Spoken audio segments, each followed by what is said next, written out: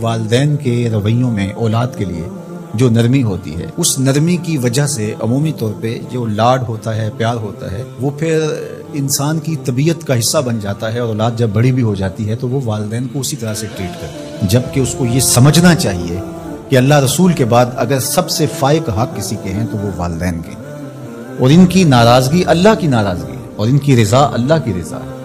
ان کو خوش کر دینا اللہ کو راضی کر دینے کے مترادف ہے، اور ان کو ناراض کرنا اللہ کو ناراض کرنے کے مترادف ہے۔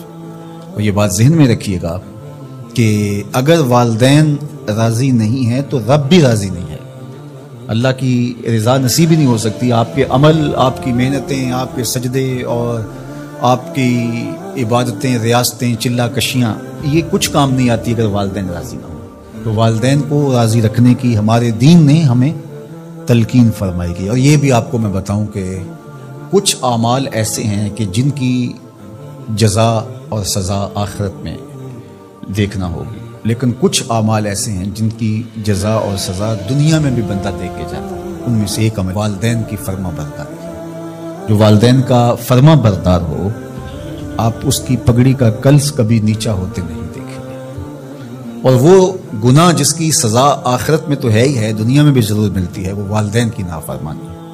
اس شخص پہ نشان لگا لیں جو ماں باپ کا بے ادب اور گستاخ ہو، آپ اس کو دنیا پہ بھی رسوا ہوتا پائیں گے، دنیا پر بھی وہ سرخرو نہیں ہو سکے گا۔ دنیا کے اوپر جتنے لوگ بھی سرخرو ہوئے ہیں، کامیاب ہوئے ہیں، چاہے وہ مسلمان ہیں چاہے وہ کافر ہیں، آپ اگر ان کی تاریخ پڑھیں تو آپ کو نظر آئے گا کہ ان کے پیچھے ان کے والدین کی دعائیں ہیں۔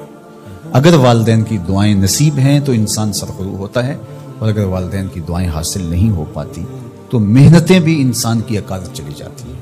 تو یہ وہ نیکی ہے، یہ وہ عمل ہے کہ جس کا صلہ دنیا میں بھی اور آخرت میں بھی ملتا ہے، اور یہ بدعملی والدین کی نافرمانی ایسا جرم ہے کہ جس کی سزا دنیا میں تو ہے ہی ہے، آخرت میں بھی، اور دنیا میں دونوں میں اس کو جو ہے وہ حاصل کرنا پڑتی ہے۔ والدین نیکوکار ہوں، صالح ہوں، پاکیزہ عمل ہوں تو ان کی تو عزت اولاد کرے گی ہی کرے گی، والدین برے ہی کیوں نہ ہوں، یا والدین بہت گناہ گار ہیں، شرابی ہیں اور بدکار ہیں اور اعمال بد ہیں، تو ان کی توہین نہیں کی جائے گی، اور اس بد اعمالی کی وجہ سے ان کے لیے دعائے خیر کی جائے گی۔ حتیٰ کہ والدین کافر بھی ہوں تو ان کا کفر اپنی جگہ پہ، لیکن اولاد ان کافر والدین کی بھی توہین نہیں کرے گی، ان کے ساتھ وہ حسن سلوک کرے گی والدین ہونے کے ناطے سے، اور نیکوکار ہوں، صالح ہوں تو پھر ان کے تو حقوق اور زیادہ عائد ہو جاتے ہیں۔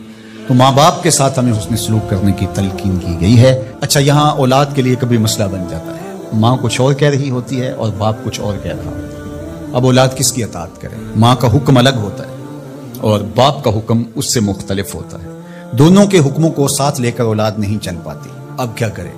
علماء نے لکھا کہ پہلے تو ماں باپ کو ہی چاہیے کہ اولاد کو مشقت میں نہ ڈالے، کہ ایسا حکم دے کہ اولاد پھنس جائے کہ ماں کی بات مانوں یا باپ کی بات مانوں۔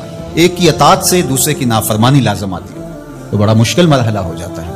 تو والدین کو اتنا خیال اور اتنا لحاظ رکھنا چاہیے کہ ان کو مشقت میں نہ ڈالے، ایسا حکم نہ دیں جو وہ بجا نہ لا سکے، جو ان کے لیے پورا کرنا مشکل ہو۔ اور بالخصوص ماں باپ کی لڑائی کے اندر اولاد جو ہے وہ پس کے رہ جاتی ہے، ماں کی بات مانی تو باپ ناراض، باپ کی بات مانی تو ماں ناراض۔ تو اس میں ایک تو والدین کو ہی چاہیے، لیکن کبھی اولاد پھنس جائے تو مسئلہ شرعی سن لیجیے، وہ یہ ہے کہ گھر کا حاکم جو ہے وہ مرد ہے، تو اگر ماں اور باپ دونوں کے احکام آپس میں ٹکرا رہے ہوں تو حکم مقدم ہوگا باپ کا، تو اولاد کے ذمے باپ کے حکم کو ماننا ضروری ہے، لیکن خدمت میں مقدم ہوگی ماں۔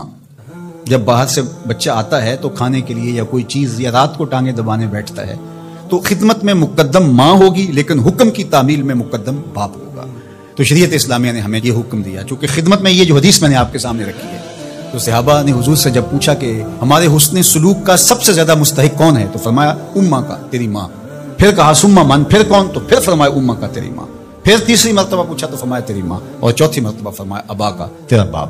تو اس اعتبار سے خدمت میں ماں مقدم ہے، لیکن تعمیل حکم میں باپ مقدم ہے۔ تو باپ اور ماں یہ اللہ کی رحمتوں کے دو روپ ہیں۔ اللہ نے باپ کے سینے کے اندر بھی ایک اولاد کے لیے محبت کا جہاں آباد کیا ہے، اور ماں کی ممتا اور ماں کا پیار اور ماں کی الفت، یہ تو ایک کائنات ہی الگ ہے۔